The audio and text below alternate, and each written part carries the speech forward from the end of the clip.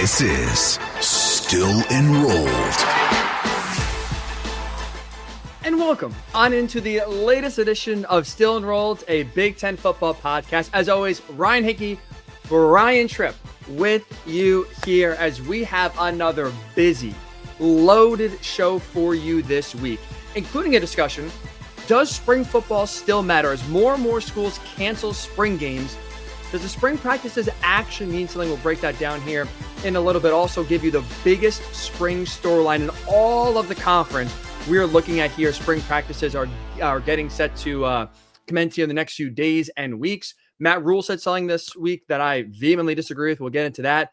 And unfortunately, for a lot of college football fans, I was excited about this trip. I don't know about you, but it came out last week that Hard Knocks is going to feature Bill Belichick and UNC for their offseason edition. Unfortunately, we found out on Tuesday that deal has fallen through. We'll discuss the Big Ten team I think would perfectly fit that vacuum of Hard Knocks if they want to stay in college. So as you could tell, we got a loaded show here, Tripp. What's going on, man? You know, with the hat I have on, I'm really surprised that the 32 NFL teams all declined to have a Hard Knocks NFL offseason edition after last year. But it is great to see you. What you told me, am I allowed to say this? This is the first podcast that you've showered for before we record. Yeah, we usually do this early in the morning, but you had to adjust to my schedule. So we get a fresh and ready Ryan Hickey here today. I know you're gonna carry the podcast. I'm kind of battling a small cold. I want to save everything up for a big postseason weekend of Big Ten hockey. I can't wait for it. It's been fun. It's been a fun ride. But yeah, let's jump in and talk a little college football here on this Tuesday, March the 4th. We're in March, which means, as you said, spring ball is on the horizon. That it is. And seemingly spring ball for a lot of schools right now is not a priority, or at least maybe being de-emphasized a little bit, at least in terms of the spring game, as now we're learning more and more schools here over the last few weeks have come out and have just canceled the spring game altogether. 7 Power 4 schools, at least over the last weeks, have said no spring game for them. It's funny, CBS Sports has now created a spring game cancellation tracker to kind of update everyone on all this stuff. So that's just another new wrinkle in this new age of college football. But 3 Big Ten teams so far have announced they will have no spring game: Nebraska, Ohio State, and USC. And I think there can be a discussion of, well, how important is spring ball then to these schools, especially with the season getting later, right? I mean, Ohio State's going to start spring ball here in the next few days and weeks. It's less than 2 months since they last played a game in the national title game on January 20th. So the season's getting longer. I think now schools are starting to push back their spring practice and de-emphasize a little bit to keep players fresh. I still think, Tripp, though, it's very important because I think spring ball, what it does is kind of set the foundation for the upcoming season, because there are still a lot of moving parts for a lot of schools in college football. You know, you have players coming in from the transfer portal, right? Trying to get used to the program. You have new coaches and new schemes trying to be implemented. You have backups now trying to, get and maintain starter roles. You have positional battles, especially at quarterback. You have true freshmen coming in. You're trying to acclimate them to college football, and maybe especially if they're a big-time recruit, kind of get them in your program so they can contribute in the upcoming fall. I think when you look at spring football, while the spring game itself, a lot of schools now are going away from it, and that seems like it's going to be a trend that will continue here in the next few years. I think spring ball, the idea of it overall, the 15 practices are still really important, because I think that's where you can truly set the foundation and get the wheels turning for what you want to do in the upcoming fall. I think it's 2 separate discussions, right? And I agree with everything you said about spring football right there. It's 2 separate discussions. What is the value and the emphasis that should be on a spring game versus ultimately spring football and the 15 allotted practices that a team receives? Now, ultimately, it's a much bigger discussion. I think it's one that we've started to have and we've had over the last couple of weeks on the podcast.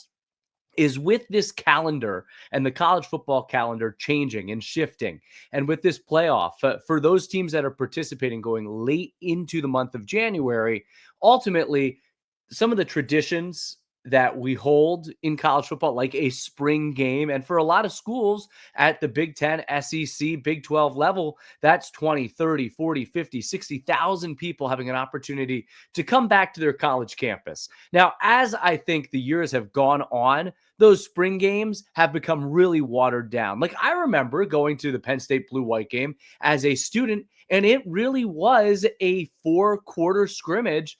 And for the most part, probably for 2.5, 3 quarters, the players that were projected and battling for a starting spot were out there. And there is something to that, of getting in the stadium, playing in front of 50, 60, 70,000 people, and seeing how someone handles it that you can't measure inside a bubble or a practice facility or out on the practice fields. So I understand that. But ultimately, I think it's a bigger discussion, not so much, and we can talk about, and we will talk about, the value of a spring game versus what can you do to replace it. Oklahoma, for instance, announced just yesterday that they're going to have a skills combine and a fan autograph session and an opportunity for fans to meet and greet the players, make it really, which a lot of these spring games already are, make it really family friendly. That's what it's about, because look at the pricing. I mean, look at the pricing in college football right now. All schools essentially have added an additional fee to their tickets, their season ticket holders package, to make up for some of that revenue that they're going to need to generate to pay these athletes and the $20.5 million that's a part of the revenue share for next year. So I think it's two completely different discussions, the value of spring ball, and then what does spring ball look like moving forward? Does it actually occur during the spring, or do we change the calendar to make it fit maybe into what would be your early May before summer session begins? Is it just a part of summer ball? Is it a part of OTAs? Like, do you build that NFL model of OTA then training camp? And I think that's where it's heading. That's what I really would favor moving forward, because it still gives you that off-season acclimation. As you said, laying that foundation, which is so necessary. But how do you get this to align with the new college football playoff calendar? Obviously, the transfer portal and that calendar, and the recruiting calendar, which is all shifted slightly. And now you have all these different pieces to the puzzle trying to fit together. How do they fit together? And I just think spring football as we know it, and then a spring game culminating it as we know it, it really has to change, because it doesn't fit in the current model and shape of college football anymore. This, like, college football, right, is all about adjustments, right, and kind of changing with the times. That's kind of how the best programs stay on top. And also, even for fans, I think that applies as well. And so I know we've talked right in the past about the spring game and the importance of the actual spring game. And like you said, kind of getting fans back into town for a weekend away, just kind of get some football again. It's a good revenue generator. It's a good way for fans to get up close and personal with the program, when otherwise come fall time, that really does not happen. With that said, though, and as you're seeing more and more spring games get canceled, you mentioned it before about the OTAs, right? And is that now kind of the new model? Should college football adopt basically what the NFL does, where the practices later on, are you putting on full pads? No. Are you hitting? No. I don't think it's necessary to kind of, go all out there and have these live scrimmages and tackle guys to the ground again, especially when we're looking at teams like Ohio State and playoff teams, Penn State, playing just 2 months ago. Preserving the body for what could be realistically a 17-game season is smart. So if now the thing is, okay, we're going to take some more time in the fall and the spring and push, spring practices back. We're not going to have really a game. Maybe we'll have some sort of fan event. Like you said, Oklahoma's doing it. Nebraska and Ohio State have announced they're doing something for fans. We don't know exactly what that idea is yet, but they plan on having something on the date of what is supposed to be their spring game. But if you want to do that later in May or June, and now you push spring ball back and it's a different format, kind of to your point, I think what that help does overall for college football is make things less chaotic, I should say. Because if you push spring ball back, and let's say it's May or June, kind of like where the NFL is, right? Well, doesn't that then kind of de-emphasize the early signing period for recruiting?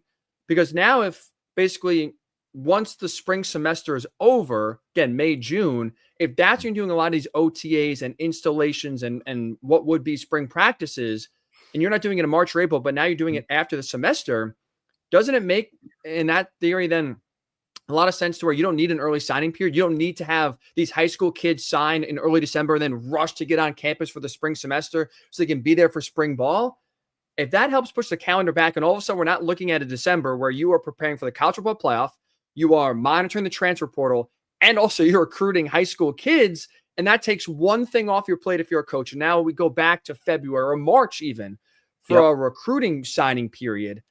I think it makes things a little less chaotic and benefits the players and the coaches as well. I think that could be, when you look at the cancellation of spring games and just the model of spring practice overall, I think that could be a benefit to college football overall by pushing it back, kind of like what you said. Man, it's such a bigger discussion than that too. Like I've always been in the camp of, and I get now 50 to 60% of players who are going to these Power Four programs, Big Ten, SEC, they're joining these programs in January. And look, this year, if your team's still competing in a playoff game or a bowl game, you can practice. Like you can practice with. There are players who are still going to enroll in the spring for their first semester at Penn State, and I'm at Orange Bowl practice, and I'm at practice for the Fiesta Bowl, and they're out there getting those reps already, right? It's a much bigger discussion than this. Like, at what point should we allow kids to enjoy their senior year of high school? Why are we in such a rush to expedite that process? Then again, for them, it's I want to get to college as soon as possible because that's going to be the best way for me to reach my ultimate dreams of reaching the National Football League. If you're a 3, 4, 5-star recruit, you're not planning to be on a college campus for 5 or 6 years as they have the last couple of years. You're planning to be here for 3 years. So even if you push it back, I still think you would still see those early enrollees because of how valuable the strength and conditioning programs are, what they can do, the size that they gain in the weight room, even in those first couple of months. I'll tell you, from being around individuals, the growth that they have from January of their freshman year to January at the end of their freshman year going into their sophomore season, the college weight room, the college strength and conditioning, the nutrition programs, getting on campus, being in that model.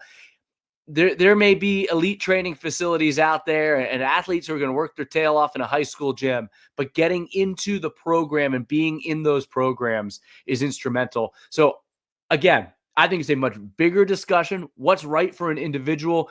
How has our society changed that brought us to this point?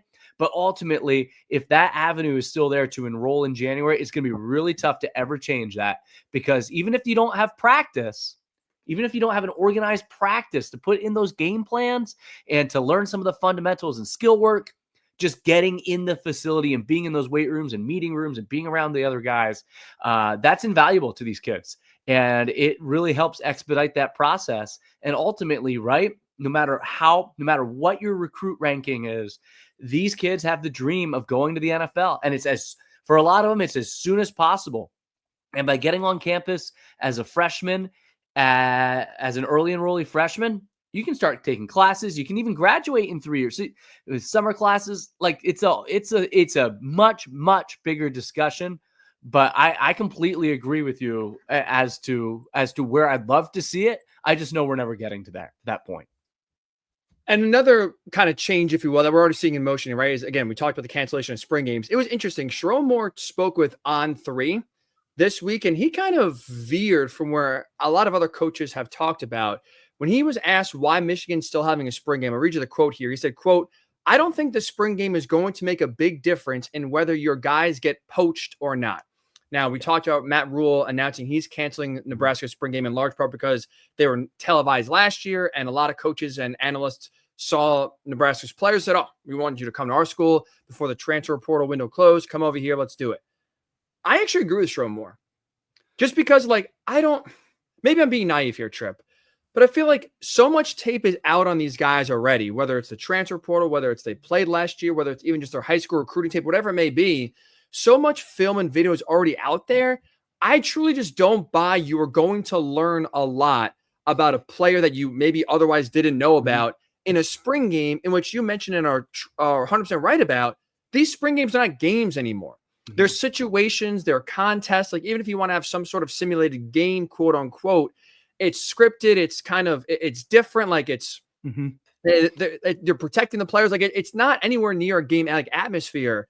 I agree. Like, I just don't think, like, again, if the greater good is cancel the spring game, we're going to push OTA or a spring ball back, have it be like OTAs, and that can maybe push the recruiting calendar back to kind of just take away some of the chaos around playoff time when some of the most important games are being played. I'm all for that. Okay, I am here for it.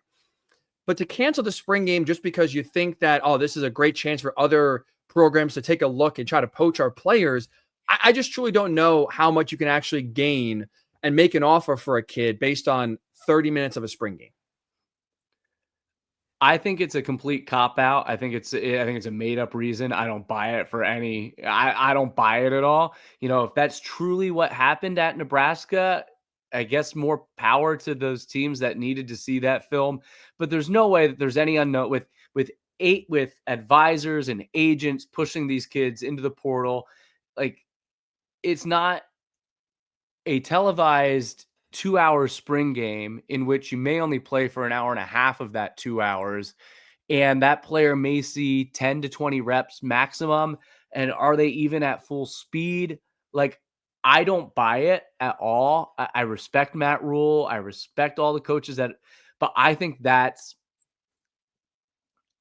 a reason that covers up a decision that's already been made, that they don't find it valuable, and hopefully a reason that fans will buy and take the heat off of canceling that spring game a little bit more. Because ultimately you're wasting. Now, what's the difference between 14, 15 practices? I don't know. I'm not a college coach. I'm not a college kid.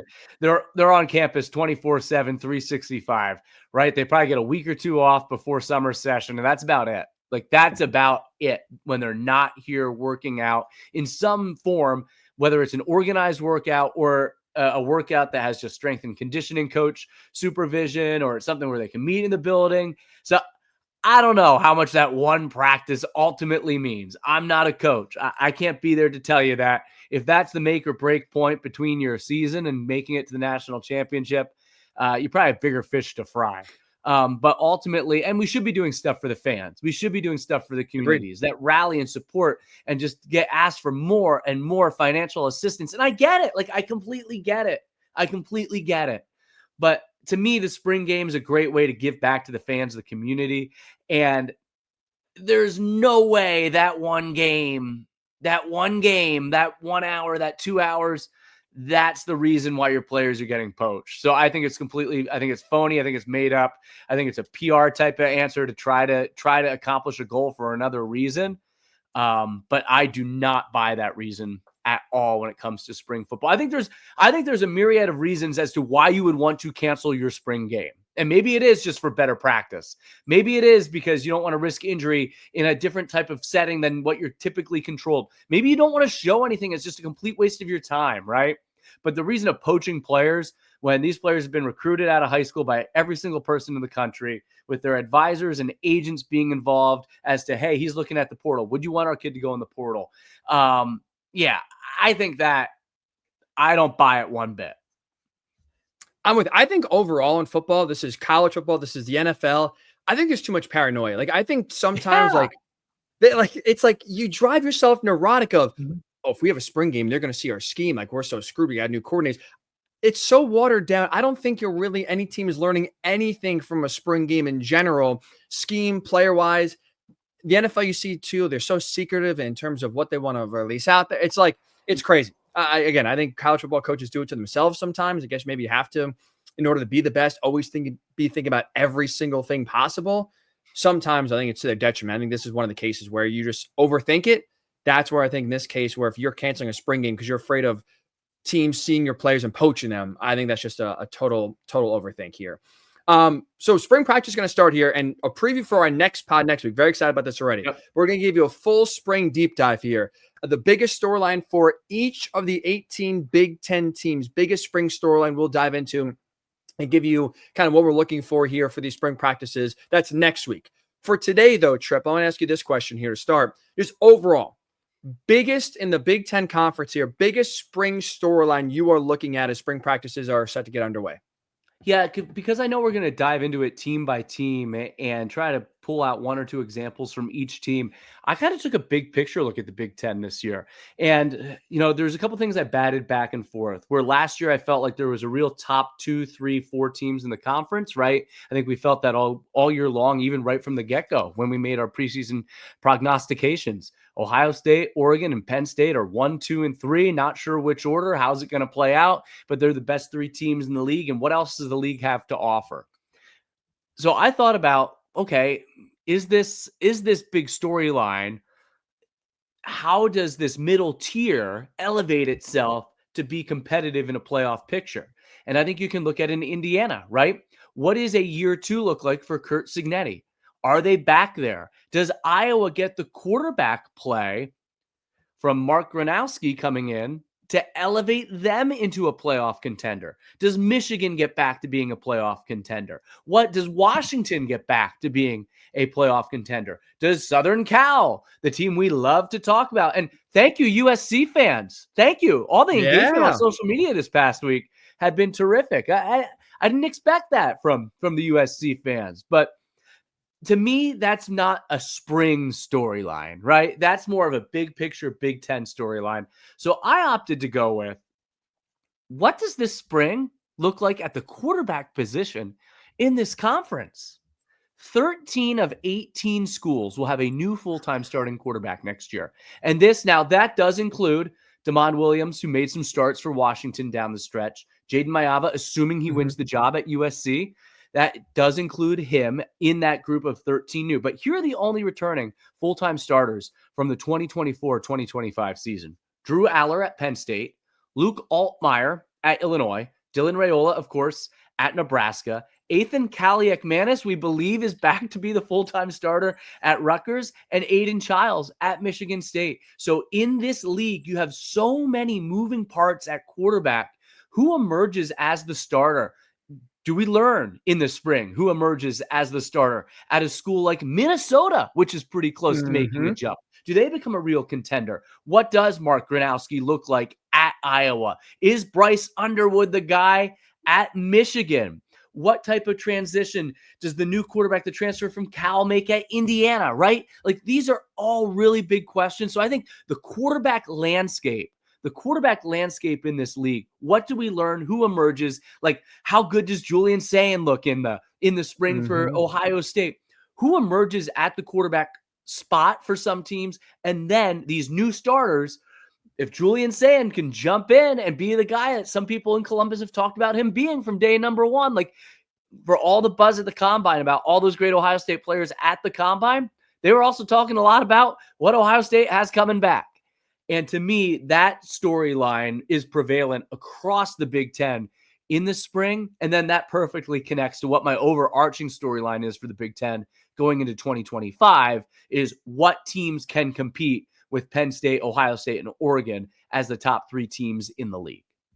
And with that storyline too, like, we see a lot of jobs, I don't say won or lost, but you see a lot of quarterbacks make decisions based on how spring ball goes. Do I stay and compete, or do I leave? And this is kind of like the first chance to see who can take control right away, who can kind of, in the case of Ohio State, let's say, Lincoln Keels is still there competing with Julian Sayin. If Sayin looks good and can run away with it early on, obviously it gives you confidence if you're an Ohio State fan in what he can do, but it also probably puts Lincoln Keels in the portal. And now all of a sudden he's available to go somewhere else. Like, you do see part of the reason why I think spring practices still matter is, like, especially a quarterback, right? Those positional battles sometimes are decided right then and there. I mean, I'm with you. Like, it's fascinating to see the turnover at the most important position in football, just impacting almost every single Big Ten team for the most part here in 2025. It's going to be really, really fun to watch how that does progress over the next month, 6 weeks or so. You in general, I'm going to go specific here. Okay. I'm interested to see what Matt Patricia and Brian Hartline, how they implement their systems here at Ohio State. Obviously, I'm sure Ryan Day is going to be involved on the offensive side, so it's not going to be Brian Hartline running the show by himself, but he's calling plays. This is his first chance to truly implement the offense and take control of it. And obviously, Matt Patricia is just a gigantic unknown.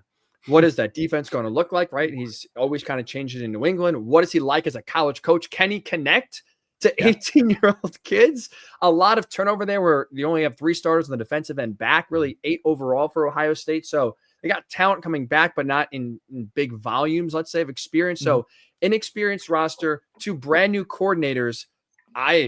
That's one where over the next few weeks, I'm fascinated to see what developments come out of Columbus here and how things look, especially Patricia. I'm fascinated. Like, that's just a guy. I just can't wait to see how this works out. Did you get an opportunity to watch some of the NHL Stadium Series game the other night between Columbus and Detroit? Just a little bit, not too much, a little bit. What a 3-hour infomercial for Ohio State and Ohio State football. I mean, it was, first of all, it was really cool to see in an environment like the Horseshoe, but they did Script, Ohio on the ice. They did Hang On in Sloopy. They did Carmen, Ohio after the game. and they had the national championship trophy out there. They honored the Ohio State football players. So as much as it was about, sure, the Columbus Blue Jackets and Detroit Red Wings, and it's really interesting. And of course, I'm kind of engrossed in that college hockey world every day. So many of the big players for Columbus, some of their best players, all played at Michigan. So it's like such an ironic storyline to it. But I thought for Ohio State and Ohio Stadium, it showed up great on TV, hosting that Stadium Series game. And we'll probably talk about it again on this podcast, depending on how long this podcast goes. If it goes 2, 3, 4 years, it was certainly talked about by Emily Kaplan from ESPN, saying that this isn't the only Big Ten stadium that the NHL is targeting. Obviously Beaver Stadium once the renovations are complete, but then you wonder where else they've already played at the Big House in Ann Arbor, but you wonder where else they would consider taking this across the college football world. But ultimately, not only was it about the hockey, they made a lot of the broadcast, the presentation, the game presentation, obviously playing in Ohio State Stadium, about Ohio State and the traditions of Ohio State football. So it was really, really cool to see from a Big Ten sports and a Big Ten football perspective, to see how they really celebrated Ohio State and Ohio State football with this NHL game inside their stadium. Do they show Matt Patricia at all on the broadcast? I was in and out watching it as well because of my hockey responsibilities and obligations. So I didn't catch like you. I probably caught bits and pieces of it, but I did not see Matt Patricia when I was watching. I'm just fascinated to see what his apparel looks like. If he goes the Bill Belichick cutoff sweatshirt, does he have the, is he going to grow out the beard again and the hair? Was there already a pencil behind his ear? Yeah. Yeah.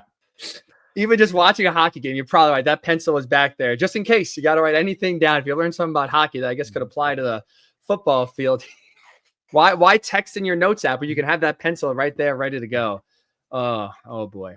Let's talk about this trip here. Matt Rhule had some really interesting comments about non-conference scheduling here when it comes to the Big Ten specific. I want to play it for you first, have you listen to it in case you missed it, and we'll react to what Matt Rhule had to say. This was on Urban Meyer's podcast. Why in the world would a Big Ten team who's already playing 9 conference games, why would you ever play one of those games? They proved to us this year when they did all the seeding and all that stuff that early season wins didn't mean a thing, that really it was at the end of the day what you looked like in the last month of the season. That's what it all proved to us. I agree. If you look at it, and when I say what it looks like, it's really how good your offense is. When I joined the Big Ten, the thought of playing Oregon would have been like, wow, that'd be a great non-conference game. Well, now they're in the league. USC's coming here next year, going to UCLA. We've already added in those big games, and so I don't see much cause for it. I think Ryan's a great guy to go to play Texas again to start the year off. But I don't know what the point is in terms of if you're a Big Ten team getting to the playoff. This bothers me, Tripp, because I feel like he's looking at it from a loser perspective of, if we lose the game, we got a lot of tough conference games left, like we're in big trouble here. I feel like coaches need to look at challenging themselves as a positive. We win this game, that sets us up going forward. That could be the difference. A tough non-conference game win could be the difference between making the playoff and not. Go back to 2016 when Penn State, the last time they beat Ohio State and won the Big Ten and didn't make the college football playoff when it was still 4 teams. A big reason why Ohio State, despite losing and not winning the Big Ten, still made it was, I think, because you look at their early season victory over Oklahoma in Norman in a year in which the Sooners finished number 5 in the country. I think that win is a big reason why Ohio State still got the nod by the committee, despite not, again, winning the Big Ten. I think because Lincoln Riley said something similar to when it comes to USC's rivalry with Notre Dame, and that he would reevaluate, is that the best thing for the Trojans? I just get bothered when coaches look at it from the negative aspect of, oh man, if we lose this game, we're screwed. How about you look at it from the positive of, if we win, this could be a huge launching off point for confidence-wise and resume-wise. It could be the difference between us making it versus if we play the Little Sisters of the Poor, us not making it. But ultimately, no matter who you beat, as long as you win, it benefits you in the end, right? Ultimately, if you have one loss, no losses, you're going to be viewed better than a one-loss team. If you have one loss, you're going to be viewed stronger than a two-loss team. In your same example, and I'm not saying this is right. This is part of what's wrong with the sport, right? We should want to see big matchups. It's better for the fans. It's better for TV. But ultimately, when it comes to the end of the year and your resume, you're punished for losses. You're punished more for losing a game, regardless who it's against, than you receive beating someone like, what was the example you gave? The little Sisters of the Poor. That win is better than losing to Alabama or Ohio State or Texas. It just is. It still ultimately is. Now, is that again, I think that's what's wrong with the sport. Playing 9 conference games in a Big Ten helps, to Matt Rhule's point. Like, if you're an SEC team, you're only playing 8 conference games, you should be scheduling someone along the road. But ultimately, your example of Ohio State made the playoff because they beat Oklahoma in 2016. Well, if Penn State doesn't play Pitt and plays a MAC school and beats the MAC school instead of playing Pitt and doesn't have that second loss, Penn State's in the playoff. So you can look at it one of two ways. Every example, there's going to be a counterpoint to. I agree with you. I think teams should be in an expanded playoff, not punished for losing to a top 15, top 25 fellow Power 4 brethren team. They shouldn't be punished for it. In fact, maybe they should be rewarded for it, as opposed to playing the Citadel and Bowling Green and Akron.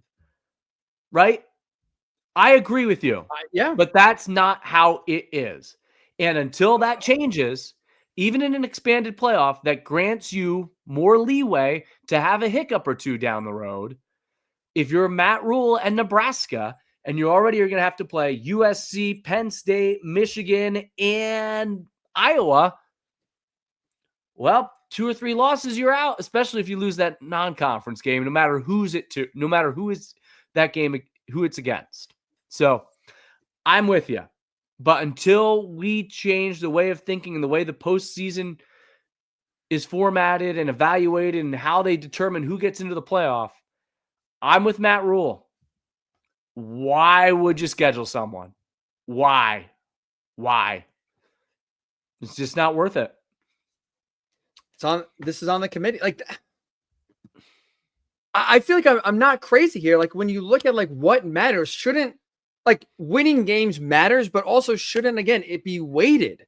If you have 12 wins and you played 2 ranked opponents on your schedule, and that's team A, and team B has 11 wins or 10 wins, but 5 of them are against ranked teams that are like, I hate the fact, and Indiana, I guess, is an example you can use here because they got. I mean, you can directly correlate this to this season and the arguments of Ole Miss and Alabama versus Indiana.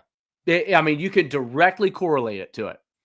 Is the argument that, hey, but we beat Georgia, or hey, we beat Alabama? Is that but lost more games and lost to maybe some teams that you shouldn't have? That's the same argument that took place in the 2024 college football playoff that we're having now. It's not a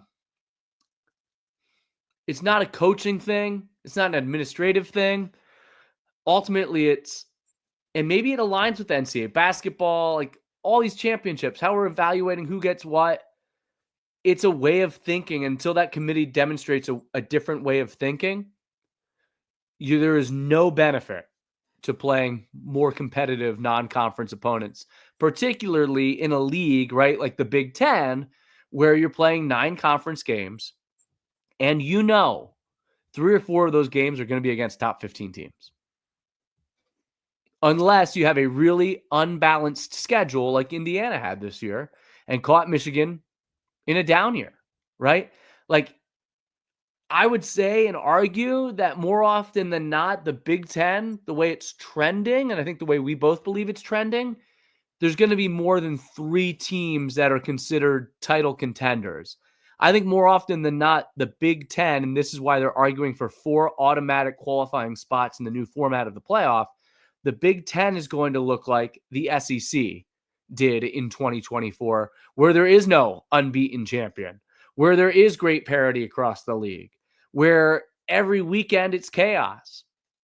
that to me is probably what the Big Ten looks like, maybe even next year, but certainly 2 years from now, as opposed to what we saw this year where there was a clear-cut top 3 in the league and then kind of everybody else. And then Indiana, which, okay, maybe got there because their schedule was a little bit easier. What I hate about this current landscape of college football is the fact that I feel like now I'm pinned in a corner where you have to choose one of two things. Either you choose just making the playoff, and that means basically having the crappiest schedule you possibly can to get as close to 12 wins as you can. Or it's the other one where, okay, you want to play challenging games. You want to, have a Big Ten SEC scheduling alliance where every year you're kind of playing some cross battles. Well, if you do that, then you got to allow for automatic qualifiers. And I think the problem is it's one of the two. I think the problem is you're just not sure. So, like, if you're an Ohio State, a Penn State, a Michigan, an Oregon, a USC, and you notice, hey, just because of the way the schedule worked out this year, I've only got 2 games that I'm kind of worried about in conference. Maybe we could go out and schedule a non-conference team that's a little bit more challenging. But you're making these schedules so far in advance, and the sport is so cyclical and so unpredictable. It makes it almost impossible to do. And there's the fact that you need to play on these college campuses 7 home games to maximize your revenue. Because if you're not maximizing revenue today, you're getting left behind. No, and that goes into the whole cancellation between Tennessee and Nebraska because the home games, it sucks. We're talking about spring ball, early enrollees, portal. The sport has grown and evolved way too quickly. It's unmoderated. It's unregulated, right? There's no commissioner. There's no, the NCAA doesn't really have a lot to do with it anymore. The sport has no governance right now. So everyone's just trying to figure out what's the best way to win in the present while also predicting where the sport is going in the future. Where are college athletics going in the future? Where's the NIL part going? Where's the portal going? Where's this revenue share? Where's it going to go? Look, rosters are now capped at 105 players and everyone can be on scholarship. You're not going to have walk-ons anymore. You're trying to navigate this landscape while also winning in the present and predicting the future and setting yourself up for the future. Ultimately, the sport is broken. Everyone's trying to fix it on the fly and patch it together with duct tape, and maybe you use a clothespin over here. Everyone's trying to make it work, but the sport is broken. No one knows where it's going. Not sure how you save it at this point. So this is just another part of as it's broken and you try to rebuild it and fix it, does it become a Big Ten SEC scheduling alliance that has been discussed and you play crossover games and they don't, play them because those teams are guaranteed. The Big Ten and SEC are guaranteed their top 4 teams, regardless of what happens in that non-conference game, are probably going to the playoff anyway. So maybe that is what happens. But the sport isn't the sport that it was 2 years ago. Certainly not the sport it was 5 years ago. Definitely not the sport it was 10, 15 years ago. And I don't know where it's going. And I think that's the problem. It is a broken, it's a broken model. It's a broken sport. And there's no one really in control of it right now. So every issue we've discussed on this podcast, it all comes back to one central topic. Everyone has ideas. Everyone thinks they can save the sport. Everyone thinks they can fix the sport. Everyone also wants to be as greedy as humanly possible right now and try to make money with their position and position themselves to win and generate revenue and bring in money in the sport. But until there's a czar, a commissioner, or someone with the sport's best interest in charge, every one of these issues can be debated round and round and round and round. And I could keep going. And this is you and me thinking hey, this is what's best. This is what we want to see. But money talks. And I'm not sure where it's going or how we get there. But these are all great ideas and great talking points. Tell you what, it's a great time to have a college football podcast. It's a great time to have a Big Ten football podcast. But what we say, I don't know. I don't know where it fits. You say money talks. This popped in my head in terms of what can kind of get the sport back on track, because everything you mentioned, and you're right, it's basically 134 schools all pulling in their own direction without a care in the world for fans, the overall health of the sport, what's good for it. It's like it's all individuals doing whatever works for them. That's what's causing right now this complete chaos in all of college football. I wonder, because at the end of the day, right, the big driver in everything we do in the world, forget college football, everything we do in the world is always the big driver is money. I wonder if it's going to take the TV network saying, look, you want more money this next cycle. It's around 2030, 2031 when a lot of these TV deals for the Big Ten, the SEC are up, and they're going to go back to renegotiate. I wonder if the trend, and Matt Rhule is right, where let's just say a lot of schools say, screw the non-conference. We're going to play the easiest 3 or 4 schools we can, cupcake you, and we're just going to get 3 or 4 freebie here wins and then hope to, get a good break in the conference schedule and go make a playoff. I wonder if TV networks are saying, you want more money, but we're not going to pay for these crappy games. And so, if we want Ohio State on our schedule, we want Penn State on our schedule. Penn State last year, Trip, in terms of like top matchup, ranked on ranked, in the regular season played 1 game against Ohio State. That's it.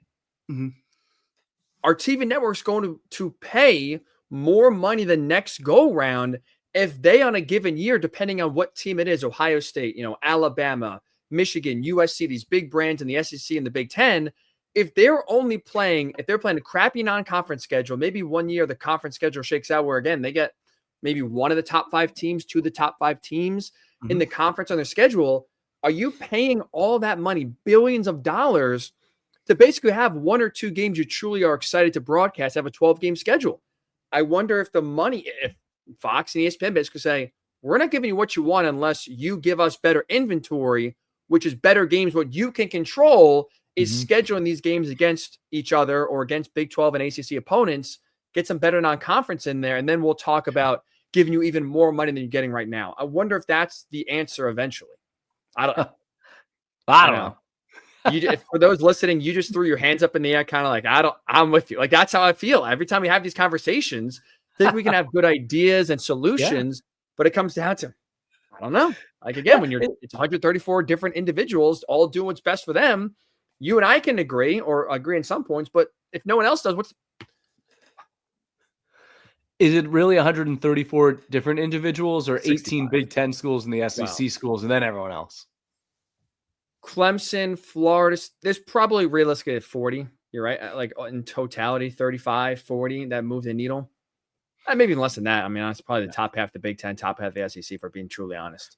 Yeah. 20. But the Big Ten and the SEC are going to drag along the Vanderbilts, the Northwesterns, the Purdues of the world with them. At least for now. I was going to say what's going on in the ACC. That could be a whole other discussion. Yeah. Full podcast. But with the ACC, why don't you enlighten everyone quick? Just enlighten everyone quick, just in case. So, in case you missed it, the ACC settled with Clemson and Florida State, who are desperate, basically ringing the jail cells, trying to get out of the conference to get more money, because the Big Ten and the SEC are raking in more money than everybody else, and Clemson and Florida State don't get left behind. So they basically sued the ACC for years to get out of the contract, which they're in until 2036. And basically, there's no way they can do it. But they settled this week, and what the settlement is essentially is they are going to stagger the TV revenue based on ratings. So it's like a rolling average. We won't get into a lot of details. But basically, the most watched programs, which in the ACC for football, right, will be Clemson, Florida State. They'll get a higher percentage of the money than, let's say, Duke football, who clearly does not rate well compared to those other behemoths. So they're going to get staggered money. Duke will get less. Clemson and Florida State will get more. And they also basically allowed after like 2030, 2031 to basically be able to pay a lump sum, $100 million, whatever it may be, to get out of the ACC and become free agents. When you kind of see the staggered TV revenue in the ACC and the Big Ten and the SEC, right? Penn State, in the Big Ten case, Penn State, Ohio State, Oregon, Northwestern, Maryland, Rutgers, all getting the same amount of TV money. Its check is the same. They're splitting it by 18. I wonder the next go around, that's again another question here. What's going to happen? Is that now staggered to where the top teams say, well, most people watching us, the TV networks are paying for, our games primarily. We should get more of the, again, I think it's just the next domino to fall in terms of the rich getting richer and kind of everyone else falling to the wayside. It's interesting to say the least. Money is driving the ship, no doubt about it.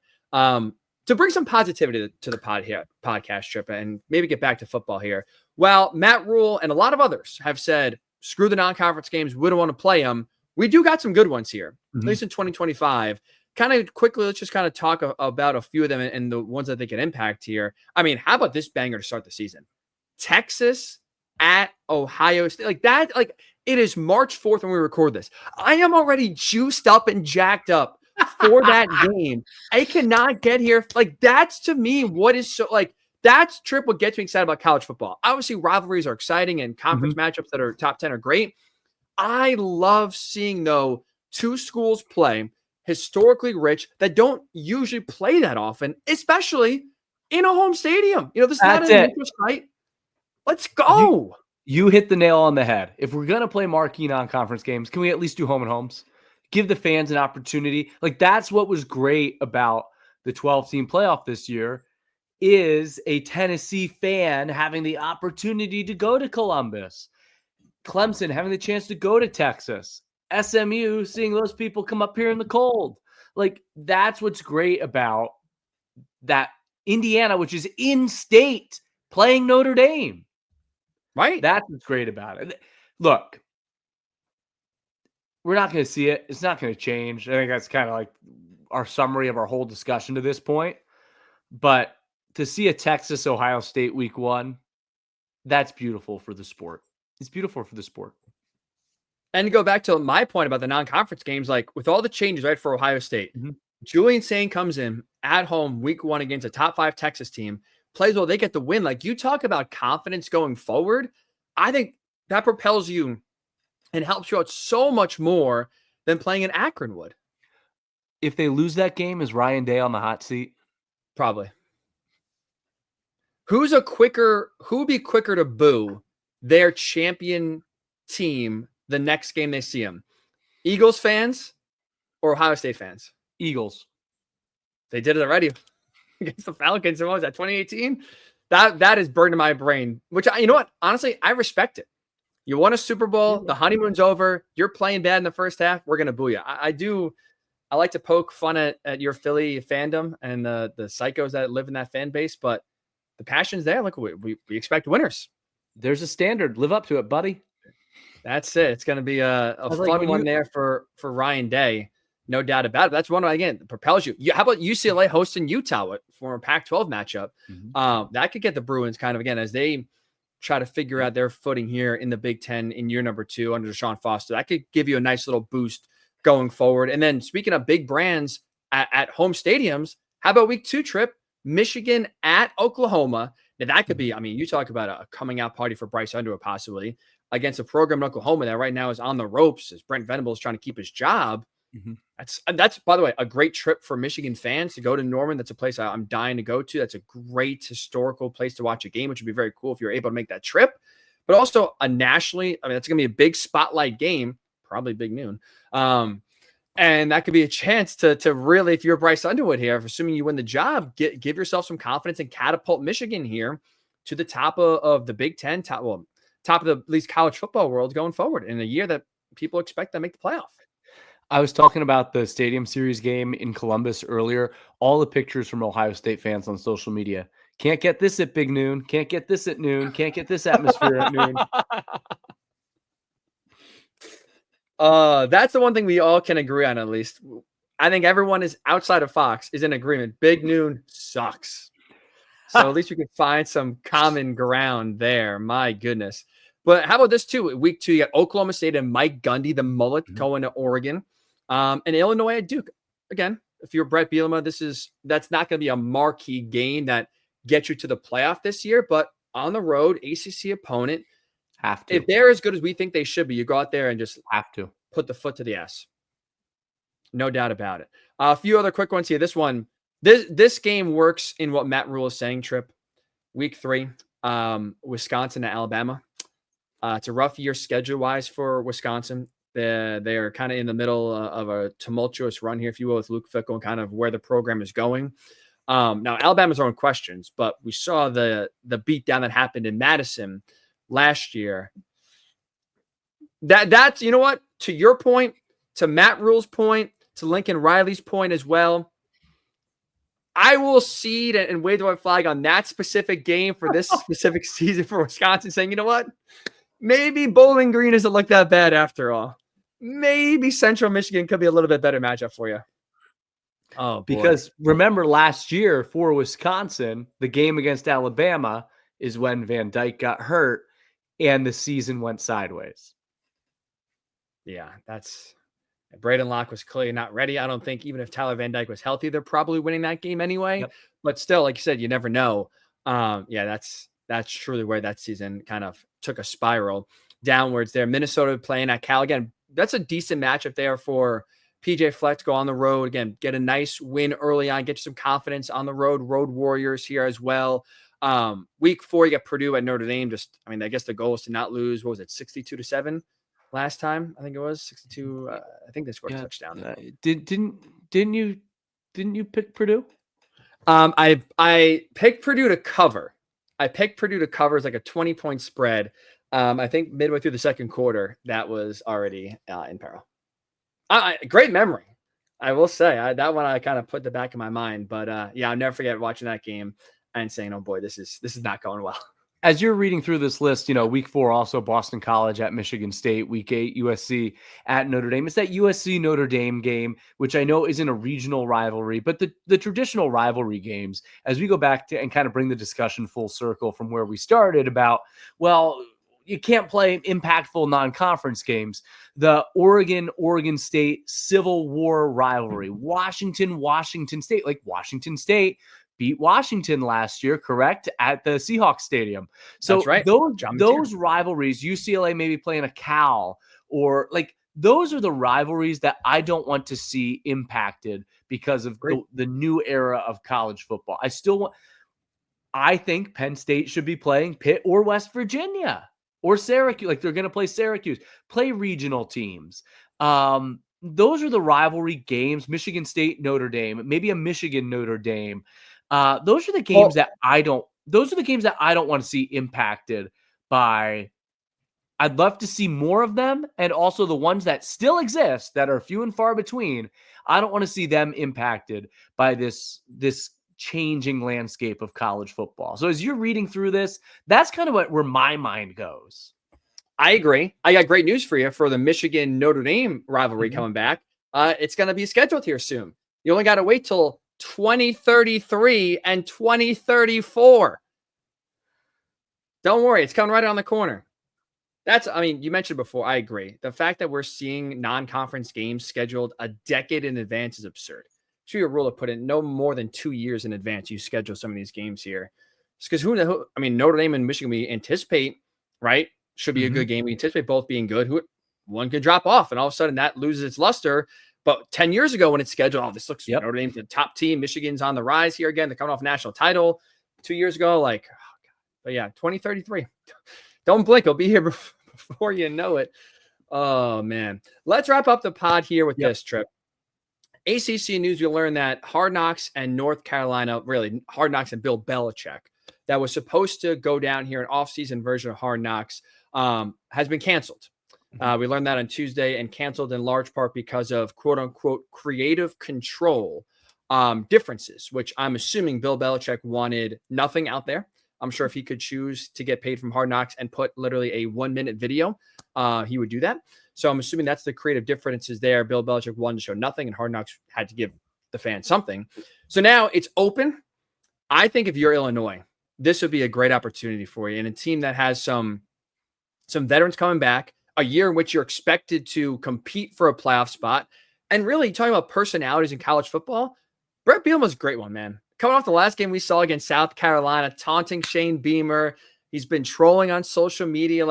I think if you're Hard Knocks and going into the college football realm, thanks to Saquon Barkley, basically relegating and turning every NFL team off from Hard Knocks at any aspect, you got to, I think, prioritize a competitive team with a head coach that's personable, that's outgoing, that's going to give you something.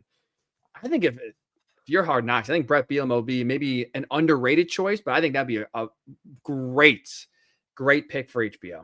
That'd be And fun. for the reasons you just identified, that's why I'm going with Indiana. I want to see how Kurt Signetti, what he says behind closed doors, how he motivates that team. He was the national storyline in college football in 2024.